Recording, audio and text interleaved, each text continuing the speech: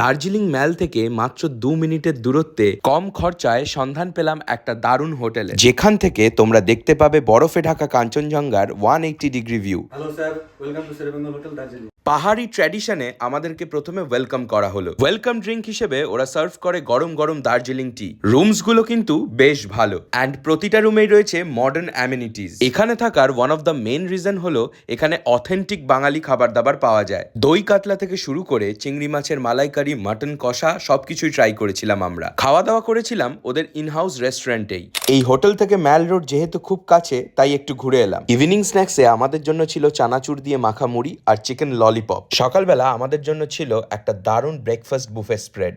খুব ভালো লাগছে, সার্ভিস খুব ভালো, খাওয়া দাওয়া খুব ভালো, রুমও ভালো, রুম সার্ভিসও খুব ভালো।